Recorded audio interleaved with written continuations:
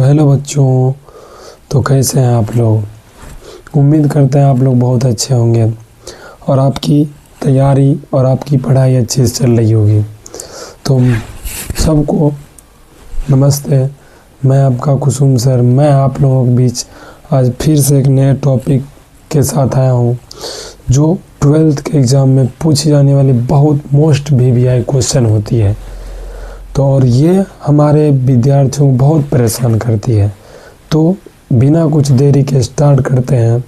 तो ये रहा आपके सामने ये टॉपिक लिखा हुआ है, व्हीटस्टोन ब्रिज में संतुलन के शर्त। व्हीटस्टोन ब्रिज होती है उसके शर्त पूछता है, यानी संतुलन के शर्त क्या होती है।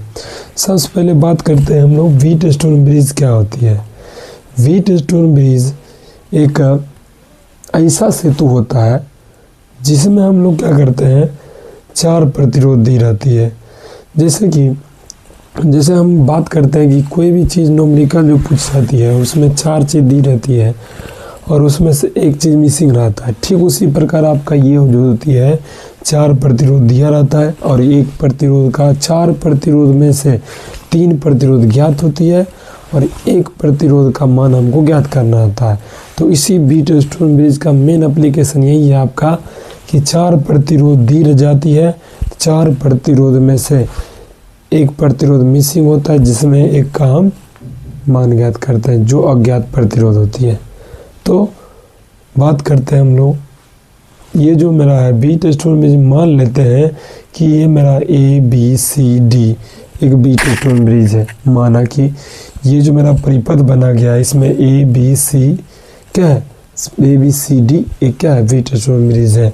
तो इसमें क्या करते हैं बाबूरे, इसमें ये जो मेरा होता है R1 मान लेते हैं, R1 प्रतिरोध है, दूसरा R2 है, तीसरा R3 है, चौथा क्या है R4 है। ये 4 प्रकार के प्रतिरोध है और चारों की मदद से हमको संतुलन की अवस्था ज्ञात करना है। तो संतुलन की अवस्था ज्ञात करने के लिए होता है शर्त, अगर ये इसका और इसका अनुपात, इसका और इसका अनुपात दोनों, यदि इसका अनुपात, इसका अनुपात, इसका और इसका अनुपात दोनों का अनुपात अगर बराबर आ जाती है तो हम बोलेंगे ये संतुलन अवस्था में है। और व्हीटस्टोन ब्रिज के बारे में एक और खासियत होती है, इसमें गैल्वेनोमीटर लगी होती है और ये गैल्वेनोमीटर क्या करती है आपके ये गैल्वेनोमीटर क्या करती है, विद्युत धारा की माप करती है। और जब व्हीटस्टोन ब्रिज होती है तो उसके गैल्वेनोमीटर में मापांक क्या आती है, 0 आती है। ये बात यहाँ तक आपको समझ में आई होगी। तो आगे बढ़ते हैं। तो हम मान लेते हैं कि यहाँ कोई इस परिपथ से होकर I धारा प्रवाहित की जा रही है। यहाँ पे बैटरी लगा हुआ है, बैटरी से क्या कर रहे हैं, I धारा प्रवाहित की जाती है। जब I धारा प्रवाहित की जाती है तो ये I धारा 2 भाग में बढ़ जाती है। यहाँ से देखो बराबर ब्रांच निकला हुआ है, ये ब्रांच जो है इधर एक भाग में बढ़ गई है, इधर एक भाग में बढ़ जाती है। तब मान लेते हैं ये I1 में बढ़ गया, ये I2 में बढ़ गया। अब फिर से अगर ये दोनों को एडअप करेंगे तो फिर से I हो जाएगा। कहने का मतलब I बराबर I1 प्लस I2 ये हो जाएगी। अब बात करते हैं, जब व्हीटस्टोन ब्रिज में ये जो गैल्वेनोमीटर लगी होती है, गैल्वेनोमीटर जब लगी होती है तो इस बिंदु पर विभव उत्पन्न होगा, यहाँ पे यहाँ पे यहाँ पे जहाँ जहाँ बिंदु होगी सभी जगह विभव उत्पन्न होगा। यहाँ जब गैल्वेनोमीटर जोड़ी जाती है यहाँ का जो विभव होता है, यहाँ का जो विभव होता है, दोनों क्या होती है, समान होती है। इस प्रकार से हम लिख सकते हैं VA बराबर VD, ये हो गया। आगे हम बात करते हैं, अगर हम प्रतिरोध R1 के लिए चले, R1 प्रतिरोध के लिए चले, अगर विभवांतर निकाले तो मान लेते हैं यहाँ से यहाँ तक उत्पन्न विभवांतर VA, मैं यहाँ मान लो VA उत्पन्न हुआ, यहाँ BD, तो VA माइनस BD 4 प्रतिरोध R1 के लिए, यानी R1 प्रतिरोध के लिए। तो ये मेरा हो गया VA माइनस BB। अब प्रतिरोध बराबर हम जानते हैं क्या होता है, VI। तो VI चूँकि VI होता है, यहाँ पे धारा का मान क्या है, I है, I1 है और R1 है, I1 इस प्रकार से आपका हो गया VA माइनस VB बराबर I1 R1।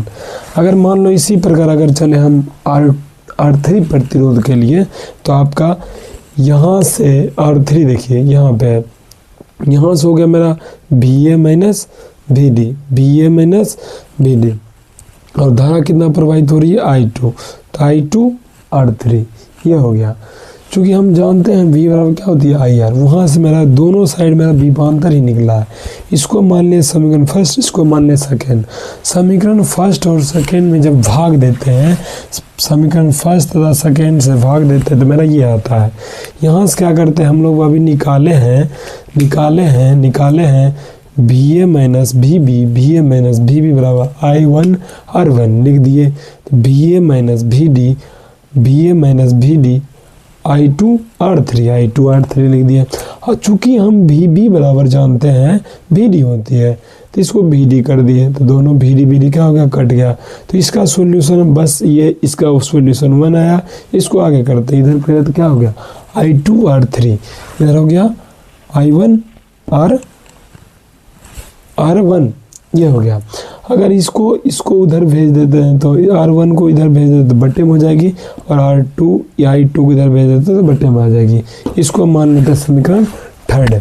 अब चलते हैं आगे, हम लोग आगे के लिए प्रोसेस करते हैं। देखिए अब हम क्या करते हैं, B से C तक आते हैं। B से जब C तक आएंगे बाबूरे, तो 4 किसके लिए, प्रतिरोध C R2 के लिए।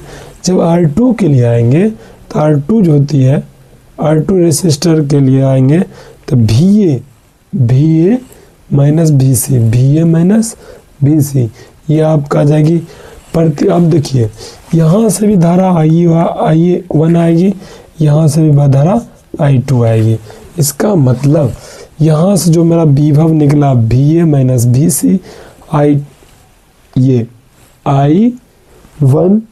इंटू R2, इसको मान लेते हैं समीकरण 4 मान लिए।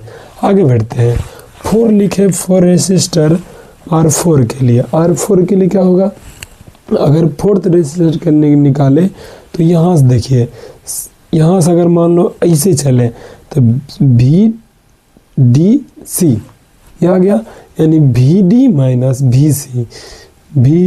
BC बराबर हो गया। अब धारा कितना प्रवाहित हो रही है I2 इंटू R4, ये हो गया मेरा समीकरण 5। अब समीकरण 5 ये निकला।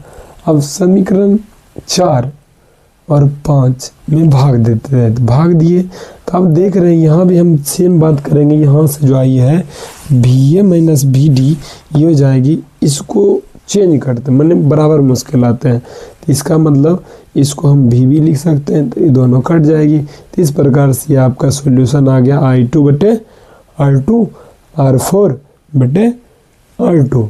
अगर हम समीकरण 3 और 3 और 6 से कंपेयर करें, देख रहे हैं कि दोनों को जो है I1 बटे I2 है। तो इस प्रकार से हम देख लिए, जब ये होती है तो इसका, जब ये क्या बोलते बाबू, इसका RHS बराबर है तो LHS क्या होगी, बराबर होगी। इसका मान करने का मतलब ये बराबर हम ये लिख सकते हैं, ये बराबर ये लिखे, यानी R3 बटे R1 बटे R4 बटे R2। इसको क्या करते हैं, या तो इसको उधर कर दो, इसको ऊपर कर दिए तो R2 बटे R1 ये हो गया, इधर R4 बटे R3 इधर वाला आ गया। अब इसको और करते हैं, ये दोनों को उलट देते हैं, तो R1 बटे R2 और R3 बटे R4 ये आ गया। और ये आपका मोस्ट VBI होती है, जो बहुत बार पूछी गई क्वेश्चन होती है। संभवतः उम्मीद करते हैं आप लोगों को ये चीज़ समझ में आया होगा। अर्थात मेरा हमेशा आपका टारगेट रहता है कि किसी तरह से आप लोगों को अच्छा से अच्छा नंबर आवे, और जितना मैं बताता हूँ उतना आपको अच्छा समझ में आया होगा। तो आपको यदि समझ में आया होगा तो लाइक कमेंट सब्सक्राइब कीजिए और अपने दोस्तों के साथ शेयर कीजिए, ताकि अन्य बच्चों को भी इसकी जानकारी हो पाए।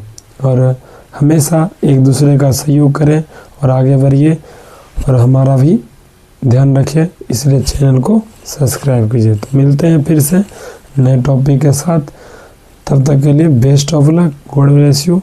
आप इसी तरह से पढ़ाई करते रहिए और आगे बढ़ते रहिए। Best of luck.